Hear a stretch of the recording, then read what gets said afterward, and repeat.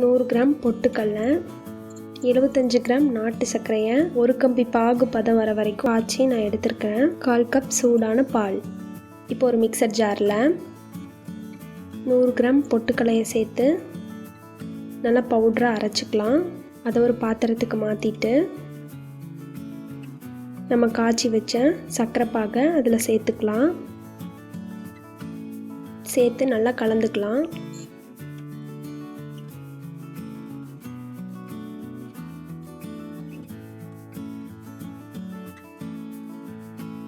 இப்போ எடுத்து வச்ச 1/4 கப் பாலை அதில் சேர்த்துக்கலாம். பால் வந்து நல்லா சூடாக இருக்கணும்.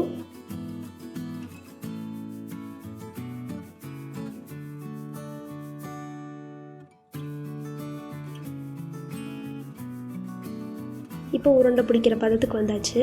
சின்ன சின்ன உருண்டைகளாக பிடிச்சு எடுத்துக்கலாம். அவ்வளோதாங்க, சுவையான மினுக்கு உருண்டை நாட்டு சர்க்கரை வச்சு எப்படி செய்கிறதுன்னு பார்த்தாச்சு.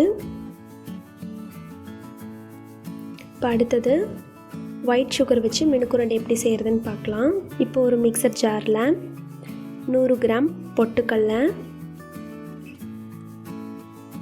100 கிராம் சர்க்கரை சேர்த்து நல்லா பவுடராக அரைச்சிக்கலாம். இப்போ நல்லா பவுடராக அரைச்சி எடுத்தாச்சு.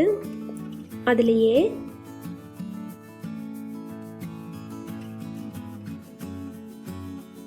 ஒரு டேபிள் ஸ்பூன் அளவுக்கு நெய், 1/2 கப் அளவுக்கு சூடான பால் சேர்த்து ஒரு பல்ஸ் விட்டு எடுத்துக்கலாம்.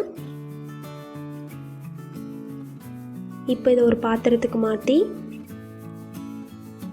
நல்லா கலக்கிட்டு சின்ன சின்ன உருண்டைகளாக பிடிச்சா சுவையான மினுக்கு உருண்டை ரெடி. தேங்க்யூ ஃபார் வாட்சிங். உங்களுக்கு இந்த வீடியோ பிடிச்சிருந்தா ஆதுஸ் கிச்சனுக்கு சப்ஸ்கிரைப் பண்ணுங்கள்.